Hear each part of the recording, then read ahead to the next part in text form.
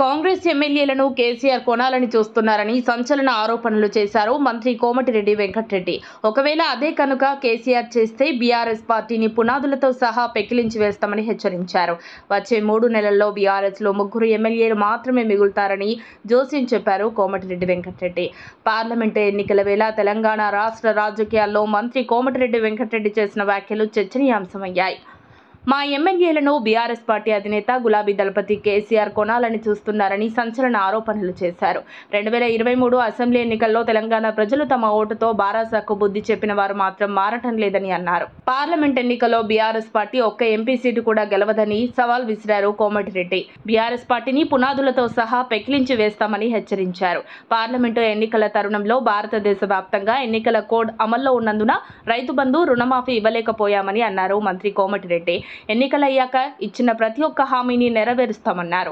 జగన్, కేసీఆర్ కుట్రల వల్ల కృష్ణా జిల్లాలో తెలంగాణ రాష్ట్రానికి అన్యాయం జరిగిందని ఆరోపించారు. రాష్ట్రంలో కాంగ్రెస్ పార్టీ అధికారంలోకి రాగానే 100 రోజుల్లోనే ఇచ్చిన 6 గ్యారంటీల్లో 5 గ్యారంటీలను అమలు చేసినట్లు చెప్పారు. గత అసెంబ్లీ ఎన్నికల సమయంలో కాంగ్రెస్ పార్టీ ఇచ్చిన అన్ని హామీలకు మేము కట్టుబడి ఉన్నామని పేర్కొన్నారు. తెలంగాణ పార్లమెంట్ ఎన్నికల్లో కాంగ్రెస్, బీజేపీ పార్టీల మధ్య పోటీ ఉంటుందని అన్నారు. 12 నుంచి 13 ఎంపీ సీట్లలో కాంగ్రెస్ గెలుస్తుందని ధీమా వ్యక్తం చేశారు. బీఆర్ఎస్ అధినేత కేసీఆర్ వల్ల కవిత బలైందని వ్యాఖ్యానించారు.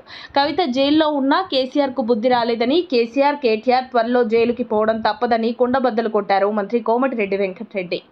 మరిన్ని అప్డేట్స్ కోసం మా కాయ్ టీవీని సబ్స్క్రైబ్ చేసుకోండి.